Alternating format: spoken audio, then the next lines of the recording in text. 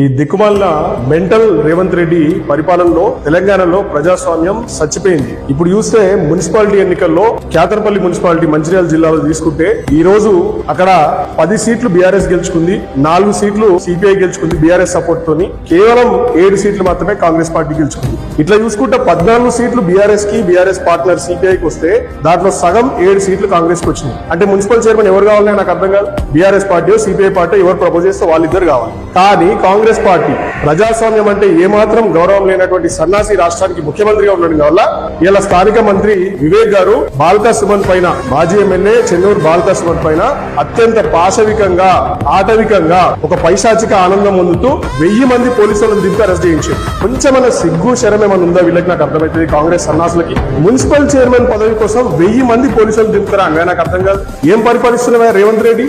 అదే చెన్నూరు నియోజకవర్గంలో ఏమైనా క్రైమో లేకపోతే ఇంకేదన్నా సమస్య ఉంటే పోలీసులు అందరూ పోయి ఇక్కడ వస్తే ఆ క్రైమ్ ని కంట్రోల్ చేస్తాడు ఎవడు?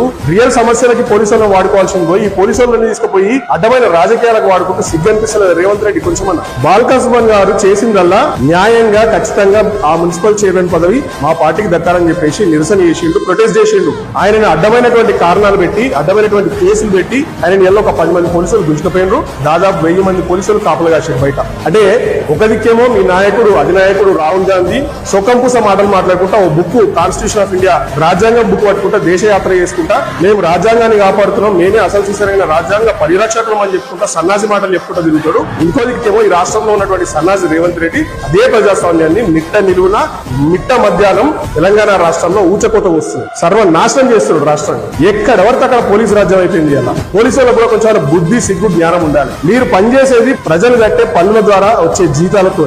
రేవంత్ రెడ్డి గారు ఒక సన్నాసి ఇచ్చే పైసలు కాదు. రేవంత్ రెడ్డికే నెల ఎమ్మెల్యే జీతం ప్రజల ద్వారా కట్టిన పన్నుల ద్వారా వస్తుంది. మరి అటువంటి వ్యక్తి మిమ్మల్ని ప్రజాస్వామ్యాన్ని సర్వనాశనం చేయమంటే ఎందుకు చేస్తున్నారని నాకు అర్థం కాదు. డీజీపీ గారి నుండి మొదలుకుంటే మంచిర్యాల ఎస్పీ దాకా మీరు ఇప్పటికైనా కన్ను తిరుగుండ్రి. ఎల్లకాలం రేవంత్ రెడ్డి ఏం సీఎం ఉన్నాడు, కాంగ్రెస్ పార్టీ పరిపాలనలో ఉండదు. 2.5 ఏళ్లలో తిరిగి మళ్ళా మేము అధికారంలోకి వస్తాం, కేసీఆర్ గారు ముఖ్యమంత్రి అవుతారు. ఖచ్చితంగా లీగల్ గా, కాన్స్టిట్యూషనల్ గా మీకు ఎటువంటి శాస్త్ర జరుగుతుందో జరిపించి చూపిస్తాం. ఏం తమాషా కాదు మీ ఇష్టం వచ్చినట్టు చేయడానికి. We're not living in autocracy or dictatorship. We're living in democracy for God's sake. Try to keep that in your mind before taking these kind of extreme illegal steps, illegal measures. పిచ్చి పనులు చేస్తే ఖచ్చితంగా కోర్టులు మిమ్మల్ని శిక్షిస్తాయి. రేపటి రోజున ప్రజలు కూడా రానున్న ఎంపీటీసీ మరియు జెడ్పీటీసీ ఎన్నికల్లో ఈ కాంగ్రెస్ పార్టీని, రేవంత్ రెడ్డిని పండబెట్టి తొక్కితేనే న్యాయం జరుగుతుంది రానున్న రోజుల్లో. లేకపోతే మన బతుకులు ఆగమైపోతాయి.